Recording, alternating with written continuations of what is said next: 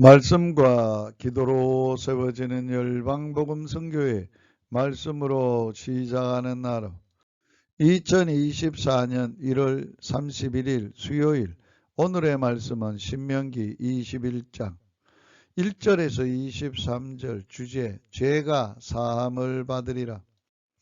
신명기에 나오는 율법들은 인간의 죄악됨을 잘 보여주고 있습니다. 오늘 말씀에 나오는 여러 가지 경우에 있어서 율법들도 인간의 완악함으로 인하여 정해주신 율법들입니다. 하나님께서는 죄악된 인생들이 그 죄를 사함받는 길을 예비해 주셨습니다. 율법은 죄가 얼마나 무서우며 죄가 치료해야 할 대가를 잘 보여줍니다. 하나님께서는 우리 죄를 인하여 그리스도를 보내사 우리가 받을 저주를 그에게 담당시키셨습니다.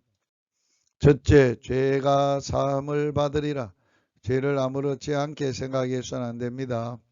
하나님께서 죄를 미워하십니다. 우리가 하나님과 원수되었던 것도 죄 때문입니다. 이스라엘 백성들은 하나님의 백성으로서 양육되면서 죄가 얼마나 무서우며 반드시 피 흘림이 있어야 함을 받을 수 있다는 훈련을 받아야 했습니다. 심지어 살인범이 발견되지 않을 경우에도 송아지를 잡아서 하나님의 백성 중에서 죄가 남아 있지 않도록 해야 했습니다. 하나님께서 우리의 죄를 사해 주신 것은 은이나 금처럼 없어질 것으로 하신 것이 아니요 저먹고 흠없는 어린 양 같은 그리스도의 보배로운 피로 된 것입니다. 그 피로 죄사함을 받은 우리는 죄를 멀리합니다. 둘째, 우리의 가정생활에 관심이 많으신 하나님.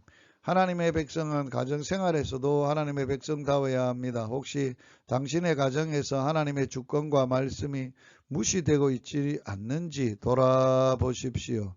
첫째, 보로되었던 여인을 아내로 삼은 자가 헤어질 때는 그 여인을 노예처럼 여기거나 돈을 받고 팔아서도 안 된다고 경계하셨습니다. 죄악되는 인간들은 그런 짓을 능히 할 수 있기 때문입니다. 하나님께서는 약자를 무시하거나 억압하거나 이용해 먹는 자를 결코 죄 없다고 하실 것이 아닐 것입니다. 둘째, 미워하는 아내가 낳은 아들이라도 그가 장자면 그에게 장자권을 주어야 한다고 하셨습니다. 율법과 하나님의 지혜를 무시한 자들은 어리석은 편애가 많은 가정에 분란과 파탄을 가져옵니다. 셋째, 부모를 공경하라. 부모를 공경하라는 교훈은 십계명 중에 하나입니다. 완악하고 패역한 자들이 부모를 불순종할 경우 엄한 벌을 주라고 하셨습니다. 눈에 보이는 부모를 거역하는 자가 하나님을 섬긴다는 것은 거짓말하는 것입니다.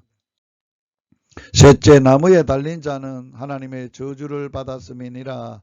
죄악된 인생은 모두 저주를 받아야 마땅합니다. 반드시 죄의 삭을 치루어야 합니다. 그러나 하나님께서는 독생자 예수 그리스도를 나무에 달아 하나님의 저주를 받도록 하셨습니다. 그가 나무에 달리신 것은 나의 죄를 인하여 나의 대신 하나님의 저주를 받으신 것입니다. 말씀으로 기도하기. 친히 나무에 달려 그 몸으로 우리 죄를 담당하셨으니 이는 우리로 죄에 대하여 죽고 의에 대하여 살게 하려 하심이니라. 주님, 나 자신이 오늘도 십자가에서 죽고 주님으로 사는 복된 하루가 되게 하여 주옵소서. 예수님 이름으로 기도하며 예수님 이름으로 축복합니다. 할렐루야.